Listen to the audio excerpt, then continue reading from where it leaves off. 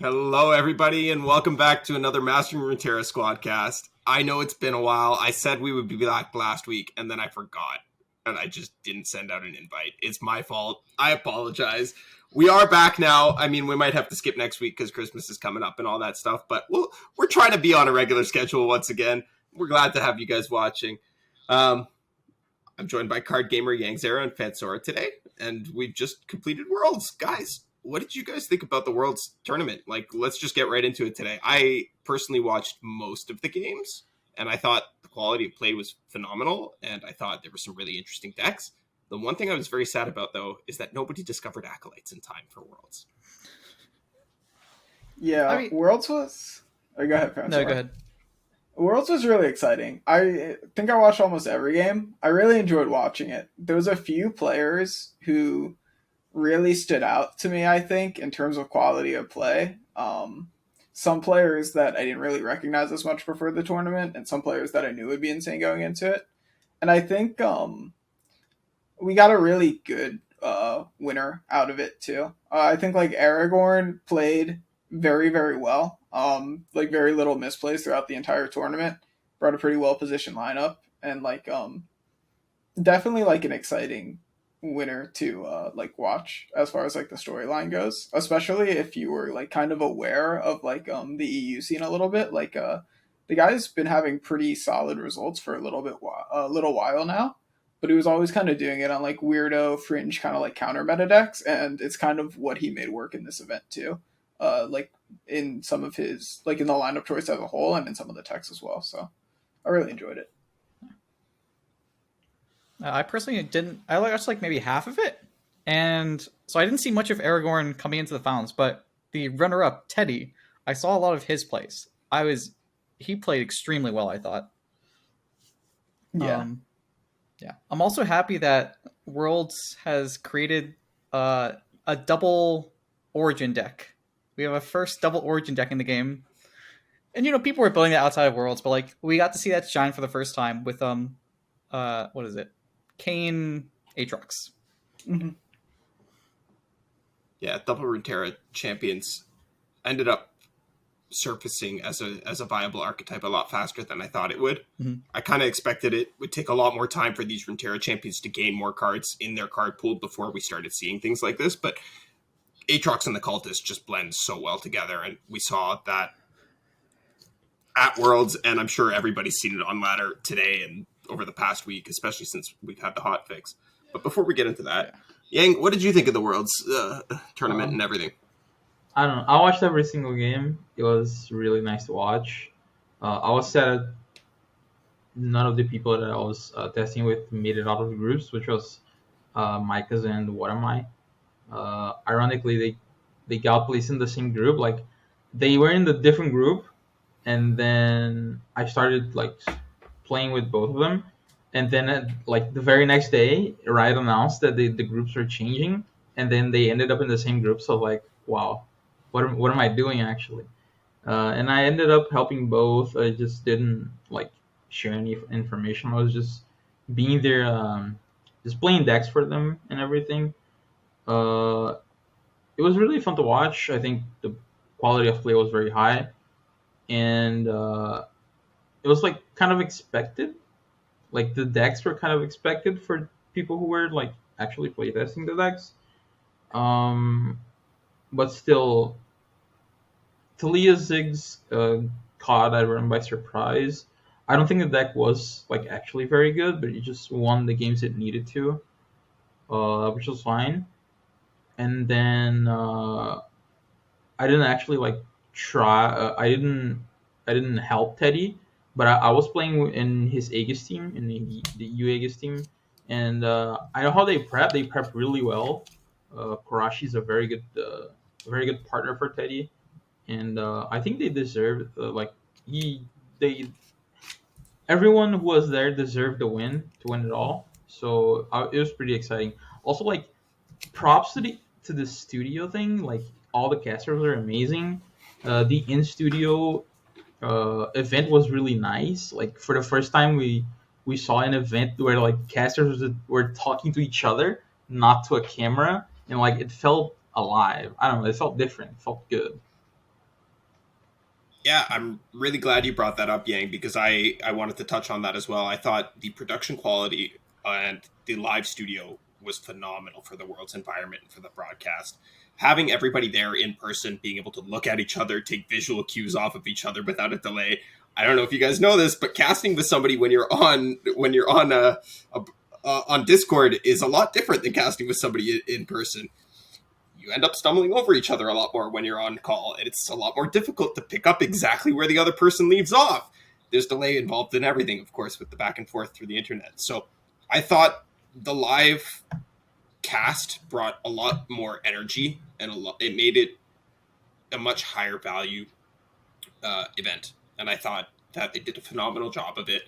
I really liked. I was really glad that Boulevard got to make it. Unfortunately, it was over Panda, which was like really disheartening because the poor guy got to he made it all the way in. The TSA just locked him in a room for 6 hours, didn't give him food or water, and then kicked him the fuck out of the country. For what reason? I don't know. Who knows? But that was unfortunate because having worked with Panda and having he's also a true professional. He really knows his stuff. He would have done a phenomenal job as well. But I am really glad that at the end of the day, we got to get Boulevard on the desk as well. I think that the overall analysis on the desk was phenomenal. I think the commentary on the games themselves were phenomenal. And I was shocked by how good of a job I thought Alan did.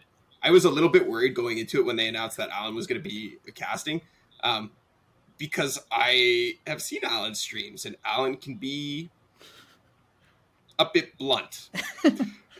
A bit blunt. I mean, to be fair, that's not.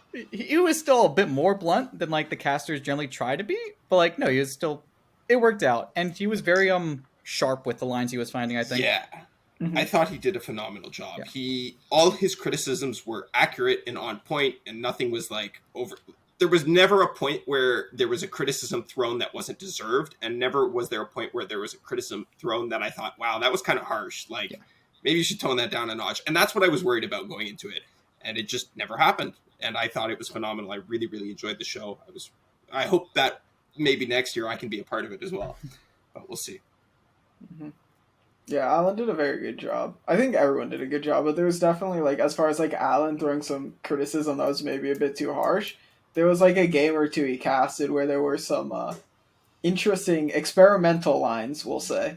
Some experimental lines were played, and Alan, held true, like a real professional. But I think everyone did a really good job. I think I didn't see too much of it, but I know generally when these events come out, there's always some discourse and some people kind of disparaging on and claiming some of the casters or people who were selected for the event don't deserve it. But I think everyone has put in their work in the community or in adjacent communities to earn their spot, and I think everyone did a really good job. I think I was really happy with the broadcast overall. I agree with what you guys saying about the live studio bringing a really different energy and vibe that you could feel watching it as well, not just the casters having it. And speaking of, I know Yang, you mentioned really loving watching Teddy. I loved watching Teddy too, but I also want to mention Reroll as well. I thought Reroll had some of the best gameplay at the tournament. There were some games he played that I thought were really incredible. Just the foresight he had was really impressive. So yeah, that guy. And he had some crazy techs too that paid off, the double condemn and the iron ballista. And he had one other crazy tech, the unending wave in the Varus Action and the 2 glaive, and all of it paid off. So it was really fun watching him. Yeah, there was some really, really clean play in the top 8. I'm glad you brought up the people don't belong on the cast thing, because I did see a lot of that in regards to Necra. And now, one thing I need to explain to everybody, and I'm going to take the time to do it here, is that hosts are not casters. It is not their job to understand the game. Stop giving them shit for it. Now that that's out of the way, I think Necra did a phenomenal job of facilitating the discussion. I think she did a great job of moving the show along. I think she did a great job as a host. And I was really pissed off to see so many Twitch chat commenters talking about how bad of a job she was doing when it just wasn't true. She did a phenomenal job. She's a great host, and she definitely deserved her spot there. as everybody else on that desk did. But yeah, that's my my little rant, because I don't like it when people are given shit for things that they don't deserve to be given shit for. It's not a host's job to understand the game. It's their job to move the discussion along, and she did that phenomenally. Yeah, she does understand the game to like a base level, like not enough to do like analysis or cast, but like you said, that's not her job, and like this very much is in her lane, right? Like a lot of the other stuff she does is like TFT and like Pokemon. I don't know if it's TCG or the VGC. Both, I think. She does both, yeah, but like all of that is very much in the same type of like strategy game lane. So like this is very much like the type of stuff she should be hosting, and I think she did a great job. And you could tell that she knew enough, because with the leading questions that she asked, every time they cut back to the desk, it's her responsibility to open up the discussion. Maybe the questions weren't 100 out of 100, but they were 99% there, and they were close enough to let Alan or Boulevard or Silverfuse or even Casa just pick it up and go, here's where we're going with this, and actually take the discussion into what just happened in that game, break it down, all that stuff. So I think she did a really, really good job. I think everybody did a really good job, and I can't wait to see what they have in store for us next year.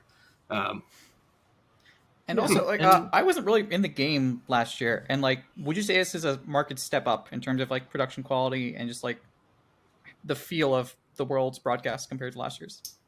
Absolutely. Yeah, it was in the studio this year. Last year it wasn't in the studio. Sure. But like, is there anything else that you think is improved between the 2 years? A lot of things improved, I think. Yeah, because I mean, okay, so like production graphics weren't wrong half the time this year. Yeah, there you go. I mean, there's obviously there's some criticism to production. Like there was like 1 or 2 games that they kept the scene in the mulligan for like 3 turns in a row. And the first 3 games of the tournament, they had like the same icons of regions. It was like Runeterra Demacia against Demacia Targon. No one was playing Demacia Targon in the whole event, but I mean, it happens. They fixed it pretty quickly. I still don't know why they put deck codes in the deck images. Like, who's gonna copy that? That is actually the funniest thing. And I think it did a pretty good job. Like, speaking about Necra, I think she hosted a seasonals before, so like she definitely knows what she's doing, at least, or what she's supposed to do. And I think she did a good job. Last year I watched Worlds through the Brazilian broadcast, and there was like some feedback to the caster because some of the casters were just not prepared. Like they just didn't know what the cards did. They didn't put emotions where they should have put. Notoriously, like when the flash bomb hit the Dreadway, the BR casters just didn't talk about it because they didn't know what was going on. It just slipped over to their mind. Everyone's going ape shit in the chat, but they just didn't notice. But this time it was pretty good. I think Ryze stepped up, and at least in the NA broadcast, everyone looked prepared.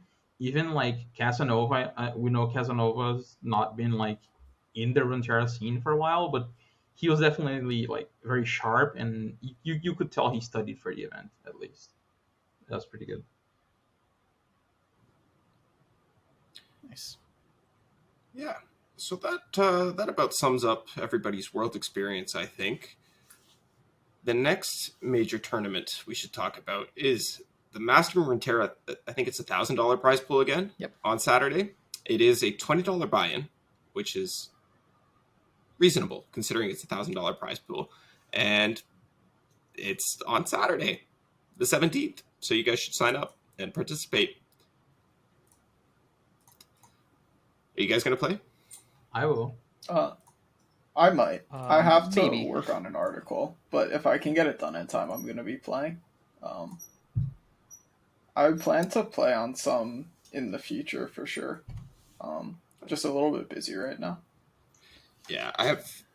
Oh man, plug my headset. I have the Aegis cast, so I cannot play. Unfortunately, I have to cast Aegis finals, and I think OLS is also going on at the same time. So a little bit of a overloaded Saturday. Yeah, I'm tied up in Aegis Friday night, so like that, and I have to work on an article. Aatrox guide coming soon, MasteringRuneterra.com. But yeah, I have to do that. So if I have time to play this weekend, I'd love to, but it just might not happen for me. But yeah, that's great news for everybody else out there because it means that you guys won't have to compete against us. So you have a better shot at that $1,000, right? You have to compete against me. Yeah, you still have to beat Yang. You do have to beat Yang. But Yang might beat himself in deck selection by choosing a whole bunch of unplayable karma piles. I'm not gonna play unplayable piles anymore. Yeah, it's okay. It's impossible to beat yourself in deck selection this meta. I've played 40 games of Aatrox today. I have an 80% win rate. I don't know how to mulligan with that deck. Like, I keep every single card that I think, oh, I can play this card at like turn 4. Maybe I'll keep it. And then the deck just plays itself out. It's so dumb.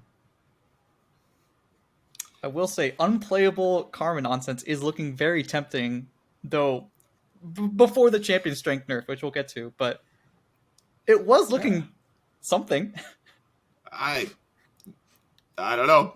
Unplayable karma stuff is kind of unplayable. It's in the name. But do we want to talk a little bit about the meta and the hotfix and how that affected the meta and how we're feeling about the state of the game right now? Yeah, we can talk about it. Us off? So let's start with reliquaries. Well, let's start with what the hotfix was, right? Sure. The hotfix was 4 cards, right? So it was. We can start with reliquary, which was 1 mana to 2 mana. The rest of the text is the same. We hit champion strength. Oh. Yeah. We hit champion strength from 8 mana to 9 mana. We hit unforgiving cold from 4 mana to 5 mana.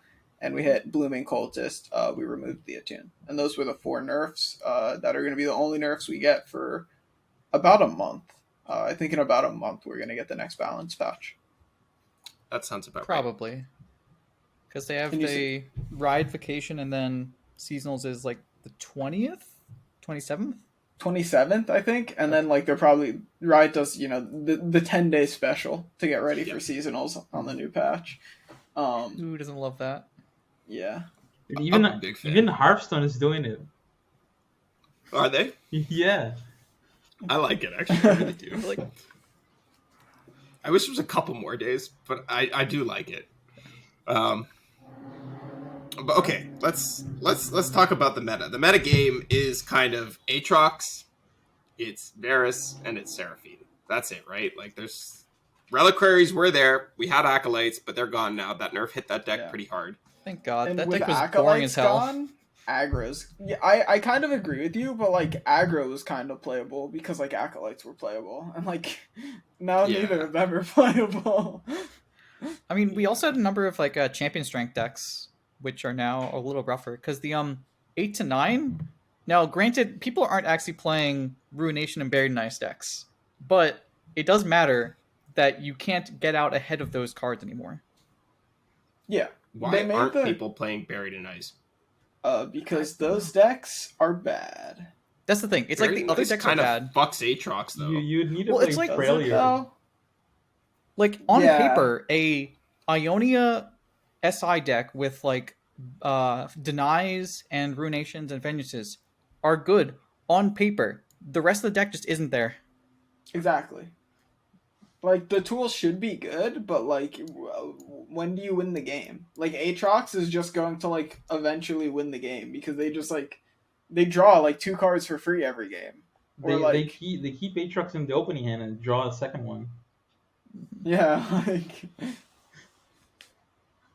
Yeah, my problem with it, like, this play 3 to draw your win condition thing is, like, it is the win condition. Like, Aatrox Kane gets 2 draws for free, and it's their win conditions. They're kind of, like, drawing them on curve because, like, you play 2 Cultists, you play Bloodletters, and you summon the Dark Enthrall. Dark Enthrall is going to summon you the Kane.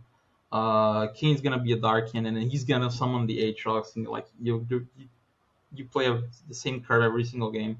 It gets really, really repetitive. Like, it gets really consistent, which kind of reminds me of, like, quests in Hearthstone or, like, Baku and Gan, where, like, every game feels kind of the same, and, like, it's very linear, but it's linear in a strong way. It's not like linear like pirate aggro. It's linear in a way that like just makes you feel like what do I do? Like what can be stronger than this, you know? Because like I mean, when you play Seraphine, you're susceptible to not drawing bar, but like you're not It feels susceptible like to not drawing it's Aatrox.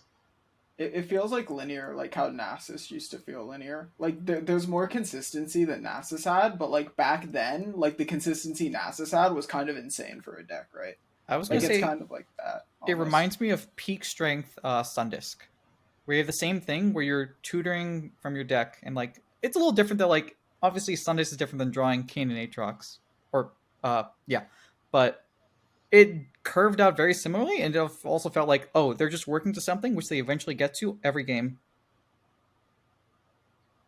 I will say though, I think there is a lot more play with Aatrox, and like it's why I personally like the Nasus comparison a little bit, because Slay and like advancing the World Ender is in a sense a little bit of a similar type of quest, and it is like you are kind of doing the same thing every game, and like there's a lot of that consistency with drawing the cards, but I do think there is quite a few bits of decision points in Aatrox that makes the game a little bit more engaging and interesting than a lot of other purely board-based mid-range strategies we've had before.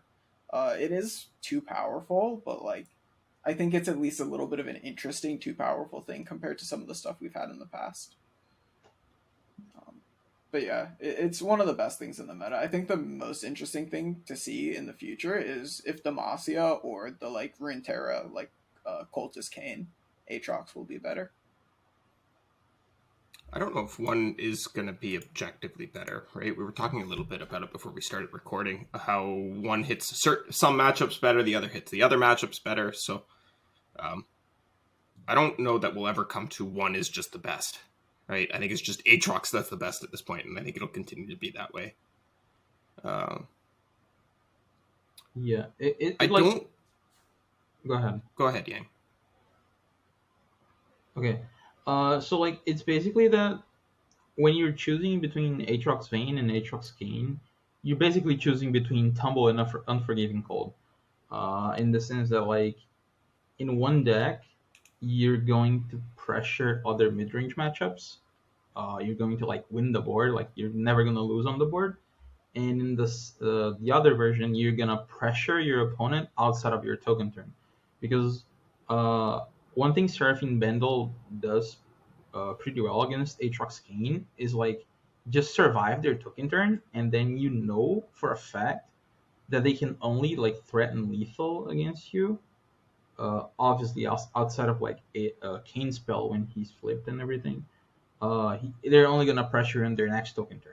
Whereas Aatrox Vayne is just constantly there, just keeping you in check and taxing your mana, like taxing your plays and everything.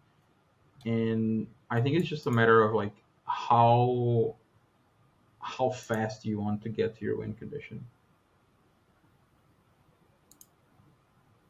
Yeah, it's a lot based on like what interaction points you want, right? Because like the scouts and the tumbles are just like so punishing for some decks, whereas like freeze and just like the extra healing of Kane and like the extra challenger of Kane is like really nasty, right? So you just kind of pick what you want. Can we talk about how much Aatrox heals for a second? Dude, that guy heals like 8. I was gonna say he heals you for like 10 every fucking game. I told you guys the last time, I've learned how 2 healing is way too much. It is way too much. Like I've seen Aatrox pull games back one point of HP at a time. Go in for the kill, strike goes over top. I'm at 1. Go in for the kill, strike goes in over the top. I'm at 1. Deal with it. Like it reminds me of like the same thing used to happen with like Kane decks, where they would level in red Kane, and you'd have a very similar thing going on. This feels so much more miserable. No, see, the red Kane thing was more acceptable because they achieved their win. Yeah, you have to jump through, right? Like, well, they got their Kane flip. Like they had to kill the unit. They have to kill the unit. Like, Okay, no. Kane can have that. When Look. you lose to Red Queen, yeah, it feels fucking bad, but okay, they did their thing. Okay, to be fair, they the kill deserve that. unit was kind of a freebie most of the time. But Sure, it's like, but okay, they Aatrox, still had to work for that. Aatrox comes down on the board and he's like, you get the plus some 2. help. Why do you But get the plus yeah. 2 when you play him? But like that, here's the thing. I'm just trying to play aggro in the year of our Lord, right? And like, why can I just like Aggro? look? I didn't play any units because Red Kane, that guy's a bastard, man. I hate that guy. He always heals off my units. I didn't play any units so I can win the game. And they just played this Aatrox guy and start swinging at me, and they heal like 8. Like, what's up with this, bro? the free healing is just like the most absurd part. Why does he get 2 health for just coming on the board? He's already like an on-rate unit with regen. No, can you also talk about the fact that like Kane was probably balanced around the fact that you draw him every single game, and he's like a 5-mana 2/5. Of course, there's like challenger and stuff, but he's still a 5-mana 2/5. Aatrox is a 6/6/6. He just becomes a 9/9 like instantly. He doesn't even need to resolve the fucking spell. He just gains +3/+3 He's a on level up 10/10. out of nowhere. What the fuck? Yep. Yeah. Yeah, Aatrox good. Aatrox good indeed. I'm so shocked he didn't get hit in the nerf. How did he bypass the hotfix? Yeah. Like, Riot Zoning clearly code. released a lot of this stuff broken for Worlds, right? Like, they wanted Worlds to be strong. They wanted the power level to be high. okay. They wanted the RG factor to be Hold high. up. It makes for more exciting games. Hold up. Got hit. There's 3 Vayne- champions. One of them's playable. The other 2 are hot garbage. Yeah. Vayne. Okay, but here's the other thing though. Like Vayne Aatrox numbers weren't that good pre-hotfix. They were good, but they weren't that good. Aatrox Kane numbers were the ones that were like really problematic, and CS numbers were really problematic, and Reliquary were really problematic. And they hit all of those decks. Like, Yeah, yes, that's fair. Aatrox is still too good, and like they're gonna have to hit Aatrox, but like Aatrox is new, and like I was saying, like he's a bit powerful, but like I think the gameplay is interesting, right? And there's Yeah. like something for that. Like it's kind of like last year when they hotfixed everything. Like yeah, maybe they should have hotfixed Ari too, but like Ari was like a lot more interesting, and she was like more fair than the stuff that did get nerfed, like a lot more engaging and all that. Like at least just- at least Acolyte's on top of the meta. God That bless. deck was boring as hell. God bless, dude. God bless larger I and like larger man Acolytes. is not playable anymore. Someone an even larger man. I wanted to play Larger Man. It's my favorite. Look, you can still play Lurk. That's not the same. You don't like 2023 Mistress, guys? You can play Spirits Unleashed something. I have been playing Spirits Unleashed something, actually. I built Sedge Teemo. It's not so bad. It's not good, but it's not so bad. Just Acolytes was so linear. It's like certain decks are linear. Acolytes was like the most linear. It was literally there were 3 cards and you found 37 filler cards. That was the deck. Okay, there was a lot more like game and interesting things you could do in Acolytes than that, but like yeah, it was very linear. There were a lot of games that became complete non-games because you drew Reliquary. Yes. I And the also best thing was think just that- cycling it. That was just the best thing you could be doing, so you just did that and you just woo. It like kind of was, but also not really. Like, I personally found that it was often, at least I felt it was often wrong to start breaking down the reliquaries too early. I wanted to hit a certain number of cards in my hand, have access to enough resources before I started just drawing infinite acolytes, because I would need like a deny or something, let's say, or I would need access to like a drop the bomb to help ping something off eventually. Like, I do think the deck is very, very linear, but there were decision points in the turns and in the way you played out that the early stages of the game that actually mattered that I think people just kind of weren't giving it credit for. I mean, sure, like Minefield had like there were like really good points. Like Minefield is like I think the major skill testing point of the deck more than just like the basic removal, because you can time that at super good points because you have so much landmark destruction. You can like double proc it super easily on a turn, and then curve out with another fearsome unit. But it still felt a lot of it was like just fearsome beatdown, but better than any other fearsome beatdown we've ever had because it just worked. Yeah, because the health scaled, which is totally fair. It did that, but like I do agree with Monte. Like when you were playing the deck, and if you were trying to play the deck to its full potential, like the deck, there is a lot of intricacy and depth and interesting things that you can be doing as the player, not so much as the person playing against it. It's very boring and stale to play against it, but as the player, there's actually a lot more like decision and nuance than originally like you would think. But that is also kind of the case with almost every deck in this game. That's true. Like even like I make this argument for decks like Spiders and Peak, and like then there's decks like Seraphine where it's like, well, of course there's that there, right? So. Mm-hmm. No, I agree. I think people tend to oversimplify a lot of things in this game. But you're right. Every single deck does have interesting decision points, at least from a player's perspective.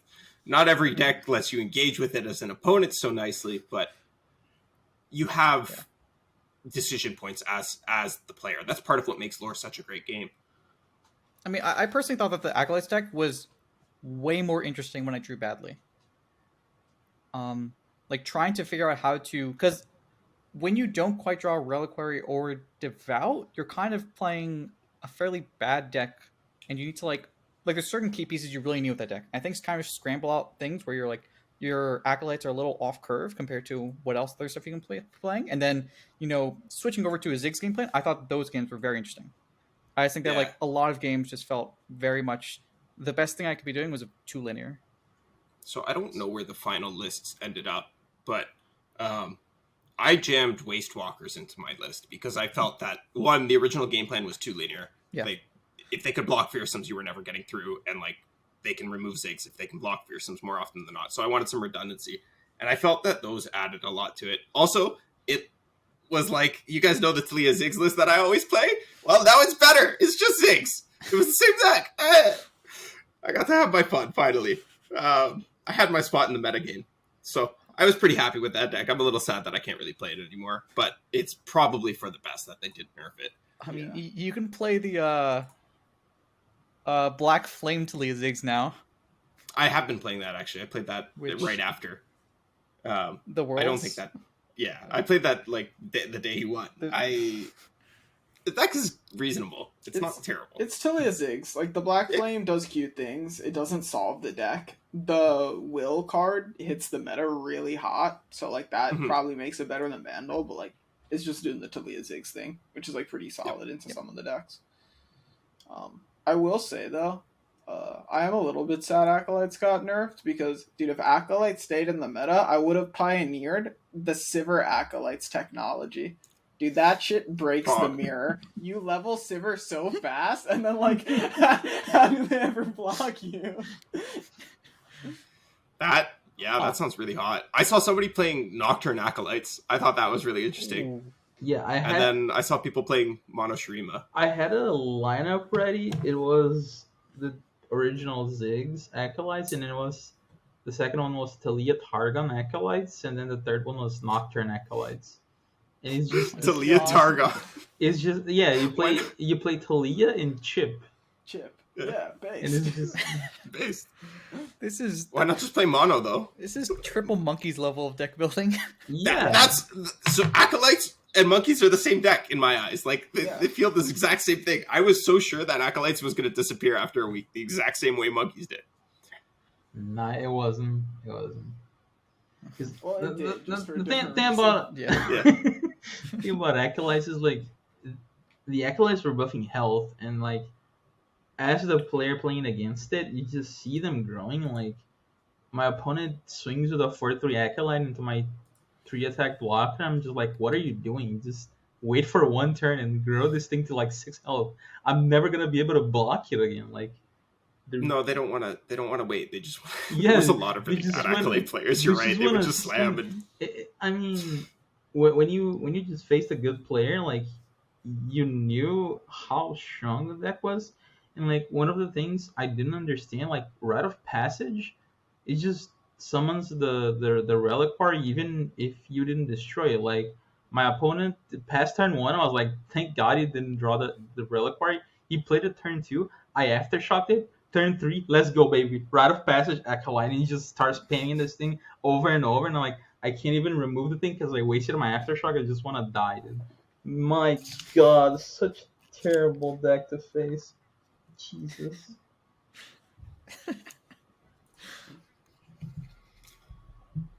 Do you guys think there's room for innovation in this meta, or do you think it's solved and locked and God, I where it hope is? so. These are not the decks I like to play.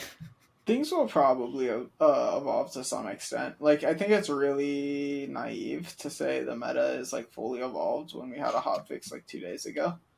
Yeah. But I think there is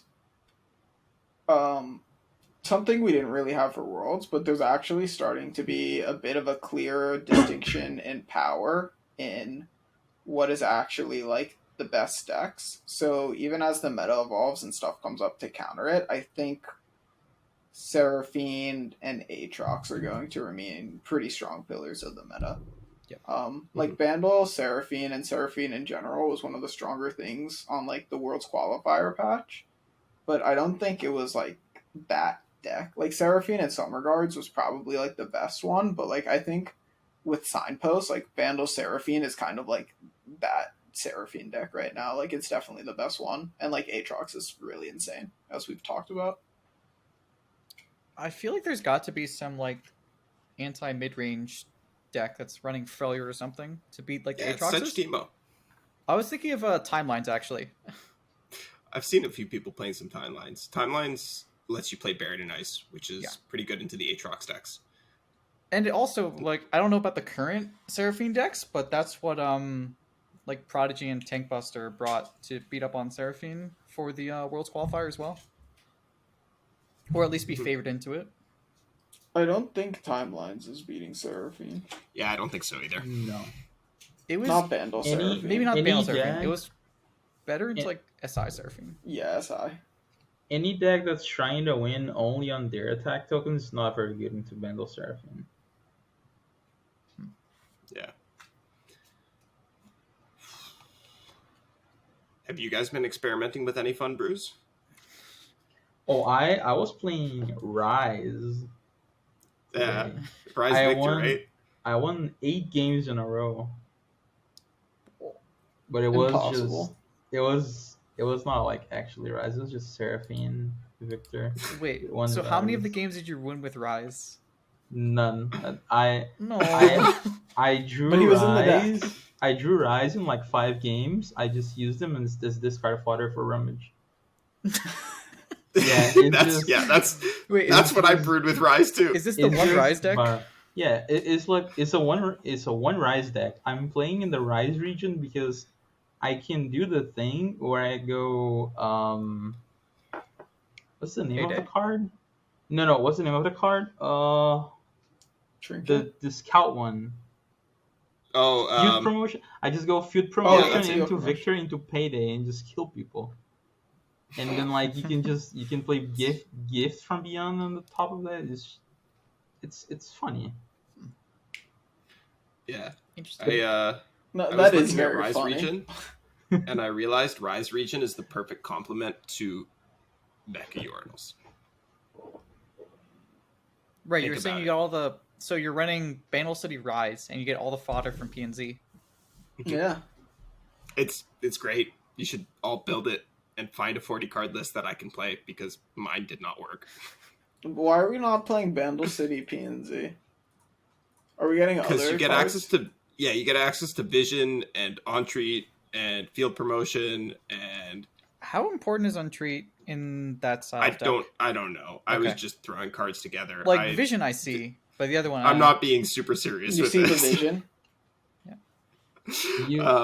You can like play the new Yeah. Poro card to instantly get 3 fodder for Rumble. You could play that.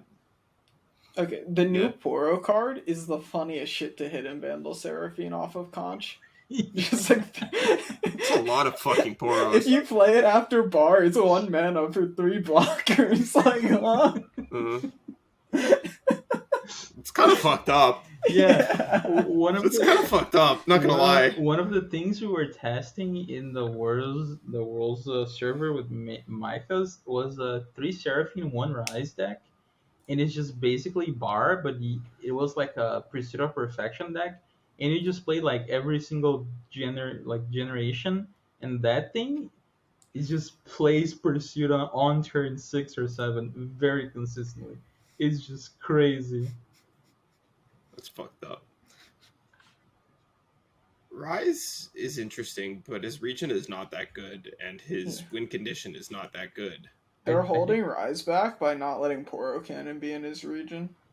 Yeah. Like, dude, Ryze Poros, if you didn't have to be in PNZ for Poro Cannon, Ryze Poros goes hard, bro. Yeah. Wait, what do you miss? Oh, I guess you're missing... What are you missing, though? You're missing, like, Spirits Unleashed. You can't play you can't play Freljord with Poro Cannon.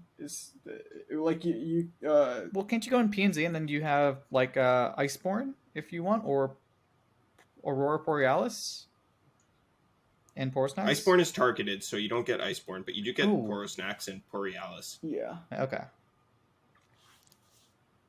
Is Biggle Dust in Ryze region? Yeah. Yeah, it's focused, non-targeted. What? Why don't we just play Ryze PNZ Poros? You could.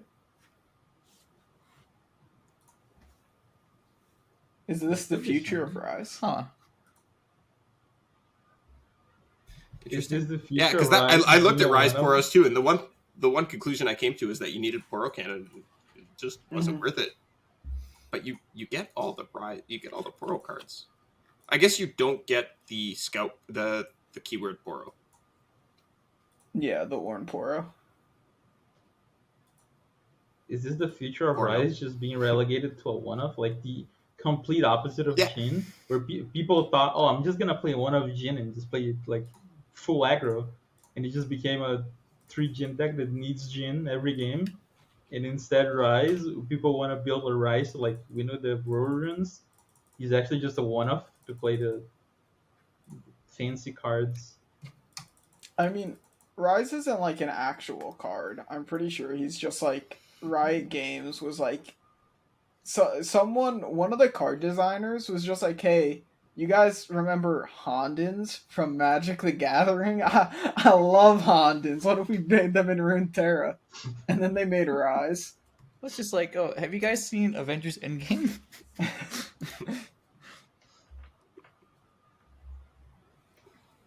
Yeah, Ryze is cool. It's just like he's very slow and clunky, and kind of just spins his wheels a lot and doesn't really win the game until it's a bit too late. It's just a lot of investment.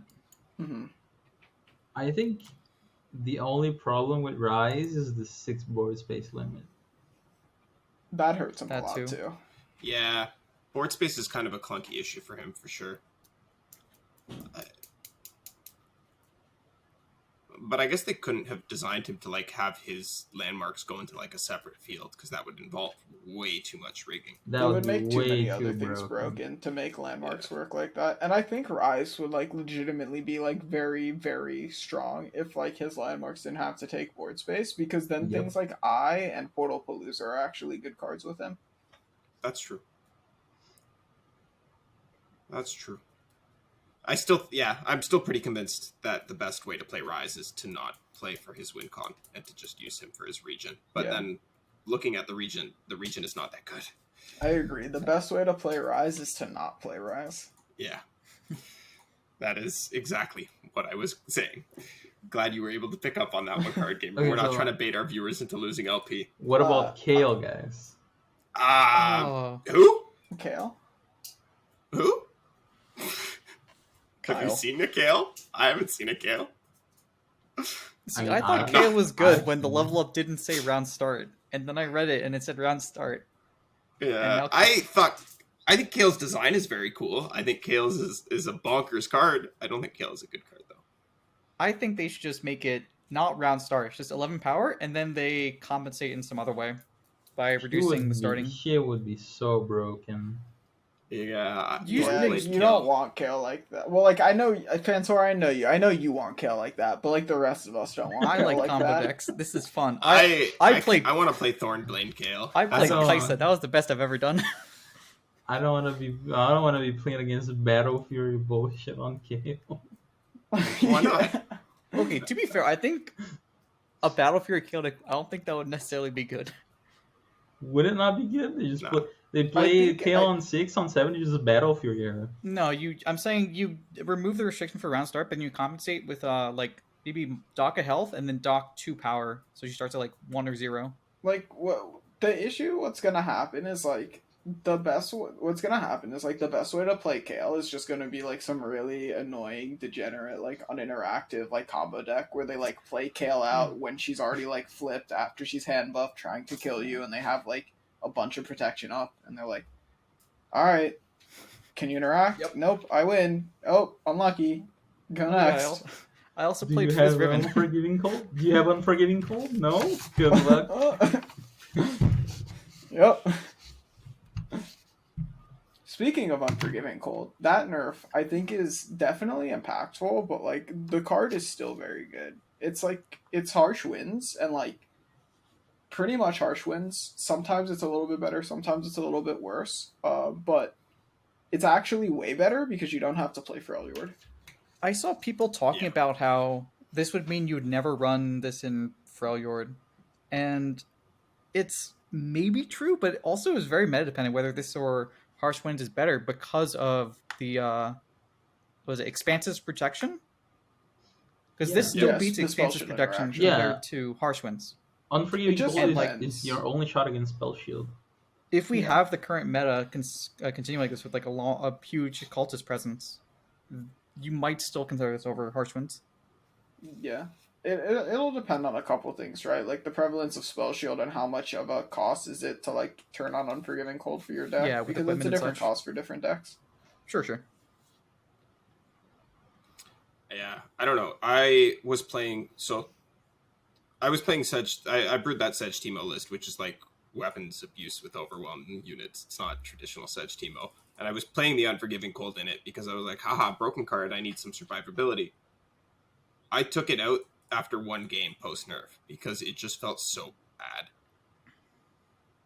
and I was really sad. I think that's one of the reasons I don't like that nerf, because it did kind of kill any creativity you might have been able to have with like fringe weapon decks that weren't Aatrox or Kayn or whatever. Now there's just very little reason to run it over Harsh Winds if you're already in Freljord. So I don't know. I don't think that there was a better way to adjust that card. I just wish that something else in the cultist package had been looked at, but that is also the biggest offender, so like I'm trying to have my cake and eat it too. Yeah, that card was not okay. Yeah. I like the cultist change too, because like we saw that in I think it was Worlds? Yeah, it was Worlds. It was Chenia versus Reggie. But they killed Vayne Kayn with that change. Like the deck, like before this patch, had legs being like a really flexible deck that could play this really like nice grindy plan, or it could just go into like elusive rally and kill you, like the Chenia versus Roji game, like just abusing the Blooming Cultist. But like with the new mid range decks, everything just got so big that like the grind plan got so much worse this patch, and like the mana from the Blooming Cultist mattered a lot. Plus the freeze mana, it's just hard to justify that deck now. And, like, Aatrox Kayn liked that card a lot because of, like, the disgusting amount of weapons you could get in play by turn 3. But, like, they're fine playing Fnatic. Shadowblade Fnatic, or whatever his name is, the 3-mana 3/3 quick attack is a very good card. Mm-hmm. Yeah, and the Blooming Cultist was just another way to generate an extra keyword for your simulates, because simulates will only get the keywords that are granted to the unit after, like the Toph on the one drop, and like of course Blooming Ranger Cultist. Knight. Yeah, the Ranger Knight Defector giving Sterado fucking Scout. Hell yeah, man. Box Lifesteal, dude. Yep. Good times.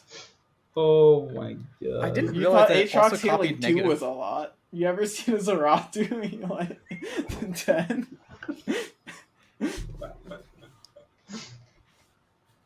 Scout Seratu is kind of fucked up. Oh yeah. Scout Anaka is also fucked up.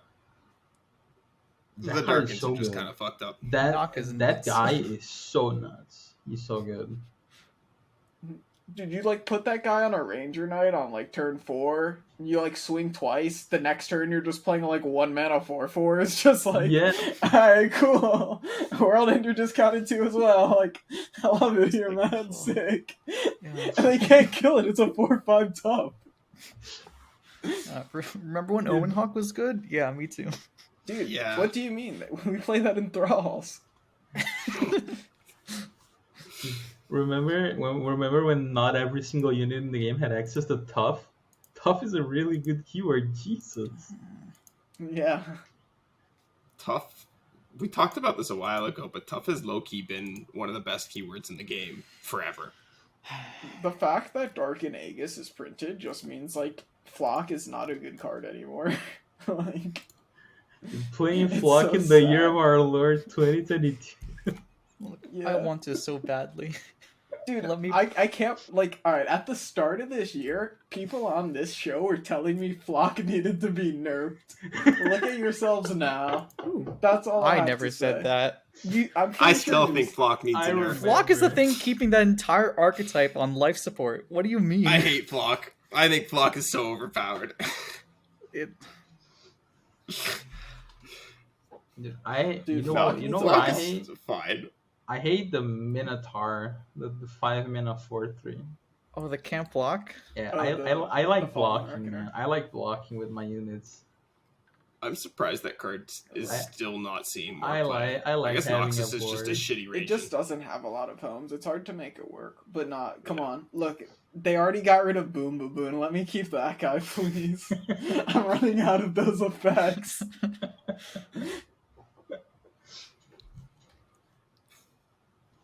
All right, that's probably a good place to wrap up today's show. If you made it all the way to the end, thank you for sticking around and watching. Hope you'll drop a like, comment, and maybe give a thought about subscribing too. We'd appreciate that. But yeah, we'll see you guys hopefully next week if I remember to show up. Hopefully Saturday. Yeah. Yeah. Come out That's true. to the $1,000 tournament. $20. Oh yeah, don't buy. forget. Yeah. Don't forget to do that. Yeah, Prove you guys us. should definitely come sign up for that. Yeah. Until next time, bye.